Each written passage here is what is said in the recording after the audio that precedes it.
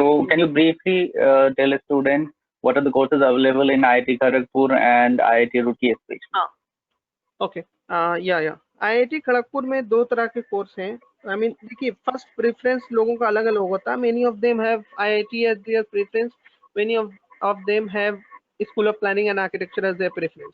IIT Kharagpur की अगर बात की जाए तो there are basically two courses. One is masters in city planning, shortly known as MCP. Planner होते हैं, after doing MCP they will be called as planner. There is another course called IDM, Infrastructure Design and Management. After doing that course, you shall be called engineer. दो तरह के course हैं IIT Kharagpur में। IIT Roorkee में भी दो तरह के कोर्स हैं, master in urban and rural planning MURP और एक सिंपल MR। ठीक है, और इसके अलावा there are various courses in SPA, there are various courses in CEPT university, there are various courses in Jamia, there are various courses in various other colleges. ठीक है, now एक और जो हमारे बहुत मशहूर क्वेश्चन रहता है, after qualifying get what about a course called construction management from IIT.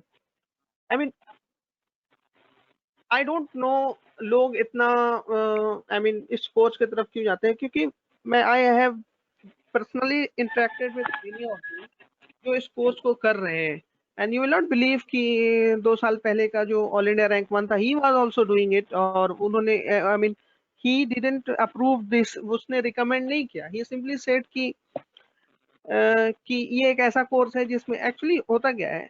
I mean हम लोग क्या रिकमेंड करेंगे, एक ऐसे कोर्स को चुना जाए, I mean once you qualify GATE, जिसमें जो डेडिकेटेड हो का मतलब ये है कि जिसकी एलिजिबिलिटी आपके पढ़ाई के लोगों से ही भरी हो। लाइक अब once you will go and see the construction management ना, तो उसमें 10 सोशल साइंस के होंगे और 10 इंजीनियर्स होंगे और हो सकता है 10 आर्किटेक्ट भी हो।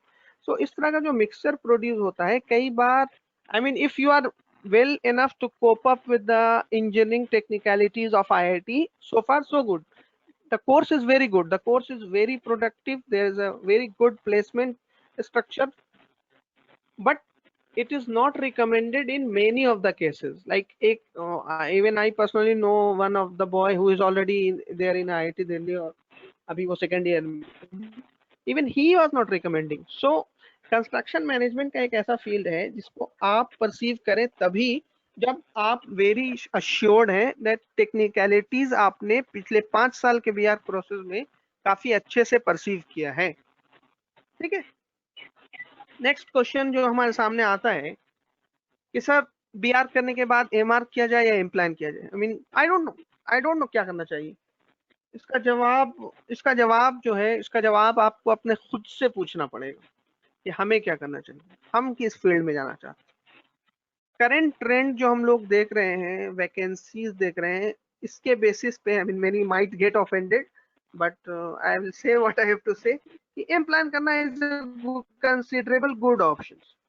अभी आप अगर if you are following the trend of what's going in and around in terms of vacancies in government sector and other sector, तो प्लानिंग का स्कोप जो है अभी थोड़ा बेहतर है।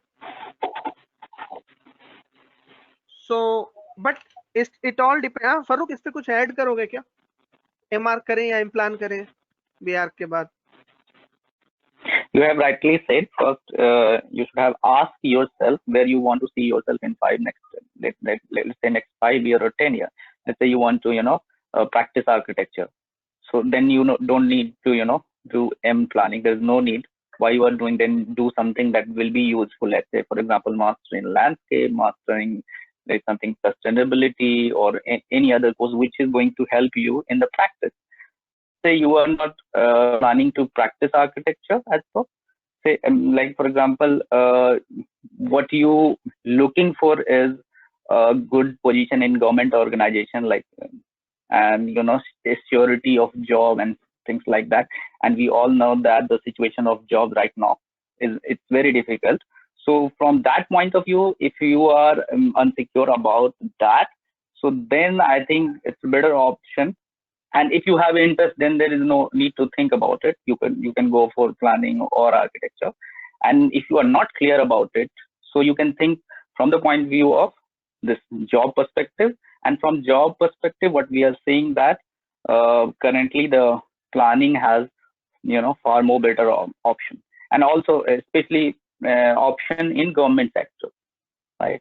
So you will get the chance to work in different development authority and municipal corporation, etc. Right? So you decide yourself, right? And Juveria will also agree. I mean, their college was earlier called Faculty of Architecture. Now they are calling it Faculty of Architecture and Planning. So based on the need, they have also added planning in their core curriculum. The course is quite popular, so I think it's because it was recommended that we also go with the trend and apply to the demand of how people want to join planning courses. Exactly. So popularity depends on the what is the need in the society itself. Like अभी क्या है कि there is scarcity. We must not disagree with it. There is scarcity of job. I mean government job की बात करें तो और भी ज़्यादा scarcity है.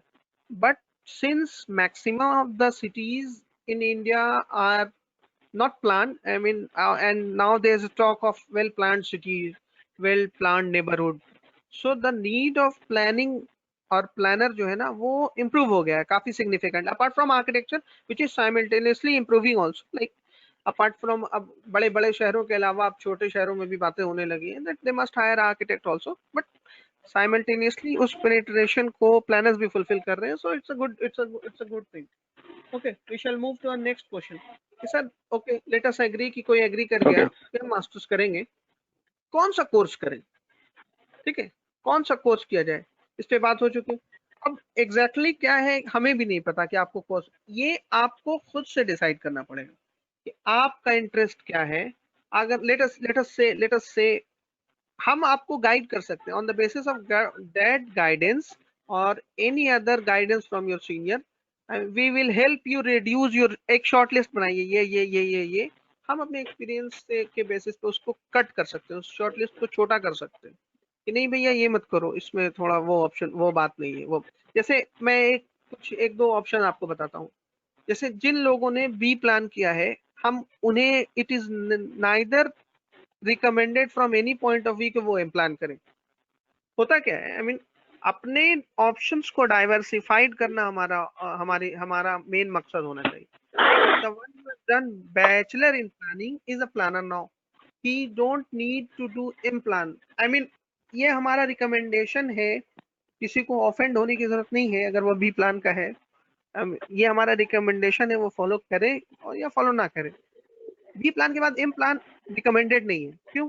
क्योंकि अभी when once you will take out the syllabus of B plan, once you will take out the syllabus of M plan, दोनों सेम है. There is hardly any difference. और जब once you are registered as a planner in साथ ही साथ मैं बताता चलूं, I mean there is COA, Council of Architecture, जो आर्किटेक्ट का रजिस्ट्रेशन करती है. Simultaneously there is a body called ITPI, Institute of Town Planners India, जो प्लानर्स का रजिस्टर करती है.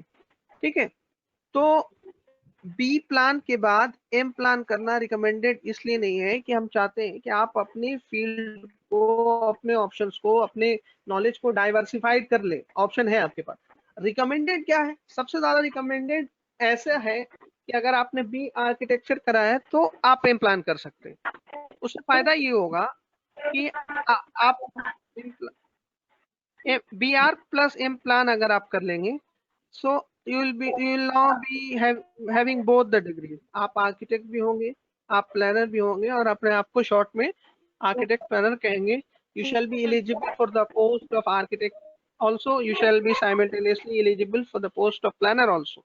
So अपने आप के ऑप्शंस जो हैं बढ़ जाते हैं. I mean मैंने ये क्यों कहा कि बी प्लान के बाद एम प्लान रिकमेंडेड नहीं है. वंस यू सी सेप्ट यूनिवर्सिटीज का लास्ट ईयर का केस है, I mean I don't know इस साल क्या है, कि इवन दे वर नॉट अलाइंग कि उनके एम प्लान में एलिजिबिलिटी बी प्लान हो. आई मीन जब उनसे पूछा गया, बहुत अल्लाह हुआ लोगों को कि भाई अपने ही बी प्लान को आप नहीं ले रहे एम प्लान में, तो उन्होंने भी ये बात साफ क्लियरली कहा कि भाई सिलेबस तो सेम है.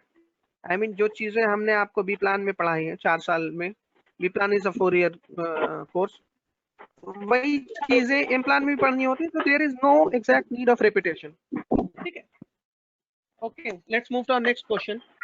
आई mean this are very very minute detail question. बहुत गौर से सुनिएगा इस सवाल को, और इस सवाल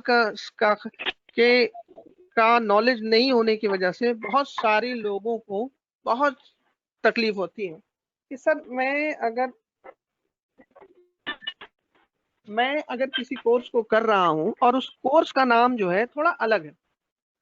लोग थोड़ा अलग होना पर्सनल लाइफ में चल जाता है, थोड़ा अलग होना कोर्स के टर्म में नहीं चलेगा। मैं एक एग्जांपल देता हूं। रिसेंटली अभी हायरिंग हो रही थी डीडीए में। एक यूपीटीयू के किसी कॉलेज की कोई बच्चे का ने भी क्वालिफाई कर रखा था, और उसके ग्रेजुएशन के बेसिस पे उसका हायरिंग हो रही थी, बीआर के बेसिस पे। और उसके कोर्स में I mean just for stunt या पता नहीं कॉलेज ने क्या सोचा होगा कि लिख दिया bachelor of architecture with specialization in construction management. अब कंस्ट्रक्शन मैनेजमेंट एक ऐसी चीज है दैट जिसका specialization needs to be at master level. किसी ने 1-2 साल लगाकर, अब किसी ने, I don't remember the name of the college, but वो किसी यूपीटीयू एकेटीयू का ही पार्ट था, और he was not selected even after qualifying DDA examination, a well deserving examination of a central post. He was rejected. Why? Because उसके course का नाम ही ऐसा था। आई मीन आप जो भी कोर्स सेलेक्ट करें, मेक श्योर कि वो नाम अलग ना हो, नया ना हो। नई चीजें पर्सनालिटी में तो बहुत अच्छी लगती है कि हम नई चीज सीख रहे हैं, नया कर रहे हैं, बट अगर वो आपके पेपर में वो चीज आ जाएगी तो वो कभी कभी बहुत खामियाजा भुगतना पड़ता है लोगों को इसका। ओके, एक चीज और कि किस तरह का, आई मीन जो भी आप कोर्स सिलेक्ट करें, जो भी आप कोर्स इंटेंड करें पढ़ने का, आप उससे वेल अवेयर हो जाएं। अगर आप इंटेंड करते हैं कि आप गवर्नमेंट सेक्टर में जाएंगे, कि आपके कोर्स के नाम की वैकेंसीज निकालती हो सरकार। ठीक है, आपके कोर्स के नाम की वैकेंसीज निकालती है सरकार, लाइक और या आप इतने चैलेंजिंग हो अपने नेचर में कि आप अपने कोर्स को फिर further, I mean, let us assume मैं बहुत प्रैक्टिकल बेस्ड एग्जांपल देता हूँ। आई मीन जो हम पर बीता है, जो हमने देखा है, जो हमने एक्सपीरियंस किया है, ताकि जो भी लोग सुन रहे हैं उनको नुकसान ना हो। फिर एक होता क्या है, लाइक मैंने कहा केजीपी में 2 कोर्सेज थे, आईआईटी खड़गपुर में 2 कोर्सेज हैं। One is MCP master in city planning, other is IDM infrastructure design and management. Both of them applied for the post of planner in some central government scheme. Both of them qualified.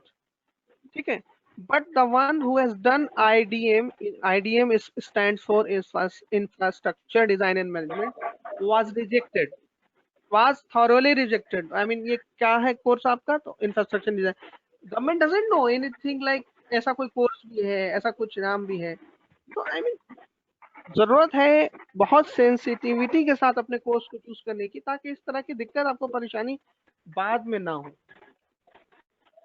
ठीक है, अगला question जो हमें सामने आया कि sir हम कहीं कहीं एमटेक ज्वाइन करते हैं, तो is it equivalent, will this be considered equivalent with MR और एमप्लान? तो आंसर इसका है यस और नो, दोनों, हाँ भी और ना भी। हाँ किस केस में मैं बताऊं, like somebody like has done construction management from IIT Delhi, he'll get a degree of MTech, but he shall be considered equivalent to MR in all government sector. Listen very carefully, सवाल ये है कि sir हम MTech करते हैं तो वो equivalent होगा MR का और M-Plan के या नहीं?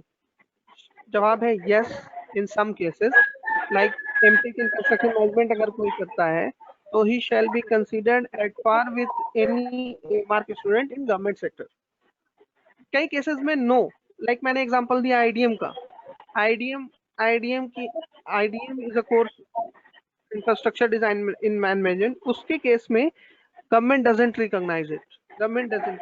तो I mean since maximum of the people are, अभी आप पास होने वाले हैं, you might get a very dilemmatic view of आगे क्या करें। तो इन सारे बातों को ध्यान में रखते ही आगे जो भी सोचिएगा और जो भी करिएगा। एक चीज और जो हमारे एक्सपीरियंस से बहुत माइन्यूट चीजें हैं जो मैं शेयर करना चाहता हूँ। ऐसा भी हुआ है हमारे बेस्ड ऑन इंटरेक्शन कि किसी ने किसी गवर्नमेंट एग्जाम को क्वालिफाई कर लिया है, and just because he doesn't have any regional language as one of its paper in 10th or 12th, he was rejected. So I mean BARC level पे तो नहीं, बट हम आपसे ये उम्मीद कर रहे हैं कि अपने बिलोंगिंग्स में, अपने फैमिलीज में ये अवेयर करें और मेक श्योर करें कि 10th या 12th में एक रीजनल लैंग्वेज जरूर हो। होता क्या है, I mean let us assume कि कोई महाराष्ट्र का बच्चा है, ठीक है, उसने अपने पेपर में मराठी लेट अस अज्यूम कि नहीं पढ़ी है, तो once you will see the vacancies in various states like Maharashtra itself, तो वहाँ मराठी कंपलसरी हो जाएगा। लेट अस अज्यूम कि you are very good in your technicalities, आप बहुत अच्छा आर्किटेक्ट हैं, आपने एग्जाम क्वालिफाई किया, और जब देखा जाएगा वहाँ कि आपका महाराष्ट्र में मराठी नहीं था as one of your subject, you shall not be considered eligible और अप्रूव्ड। ऐसा एक्सपीरियंसेस हुआ है। One of my very close friend has not been able to get job in Haryana public service commission because उनके 10th में हिंदी नहीं था। और ये एक ऐसी गलती है जो 10 साल पहले हो गई उनसे। I mean none can rectify it. अब ऐसा तो है नहीं ना कि वो 10th दोबारा करेंगे। तो आप लोगों से गुजारिश है बहुत ही कि आप लोग अपने जिस भी सर्किल में रहते हैं, भाई होंगे, बहन होंगे, जूनियर्स होंगे, उनको रिकमेंड करिए कि वो इस तरह की गलती ना करें। लाइक सेंट्रल गवर्नमेंट की कुछ वैकेंसीज होती हैं where they make it mandatory to have Hindi as one of its subject. Okay.